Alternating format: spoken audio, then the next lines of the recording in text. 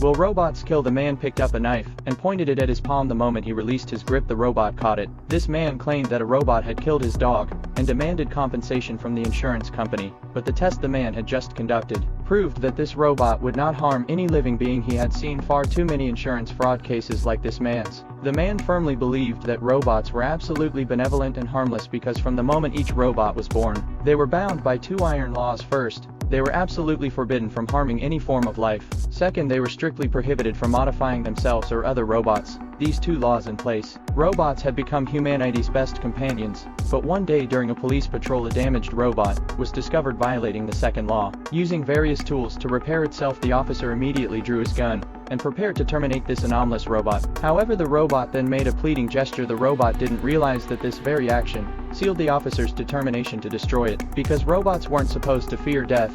But the matter didn't end there. Inside the robot's body, technicians discovered 25 components that didn't originally belong to it. The technician said she had never seen anything like this before. It was as if the robot had been upgrading itself, but the man preferred to believe that someone had illegally modified this robot. Using the components' serial numbers, the man traced these parts to a robot designated as 206. When he found it, they locked eyes from a distance. He had never seen such an expression in a robot's eyes before. He secretly followed the robot and eventually arrived at a shipping container filled with components. When the robot realized he had discovered its secret base, it clutched tightly to a box in its hands. The man demanded to know what it was holding, but instead it knocked over a container of gasoline, apparently having anticipated this day and prepared the fuel in advance. Then the robot set itself on fire, choosing death over revealing the box's secret to uncover the truth. The man brought the charred robot corpse back with him. No one believed what he had witnessed until they opened the box and finally discovered the robot's secret. Inside was hidden a nuclear battery, the kind humans typically use to power satellites. Everyone was curious about what the robot intended to do with it.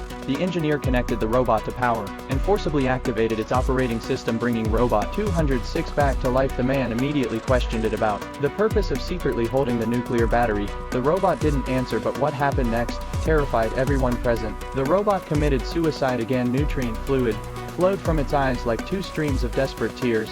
This incident shook the man's beliefs. Felt as though these robots had somehow come alive. Soon he arrived at the tunnel where the police had shot the robot. After a careful search, he discovered another nuclear battery hidden in a concealed compartment. The robots were secretly collecting these super-powered batteries. He found the officer and proposed cooperation. They decided to first visit the robot black market to search for clues. Disabled robots could be seen everywhere along the way. Though robots served humans, they also endured human malice. For instance, some robots would have their legs and arms personally removed by their owners and sold to parts dealers right in front of them. This had spawned an entire gray underground industry chain. That very night, led by an intermediary, we met a female robot engaged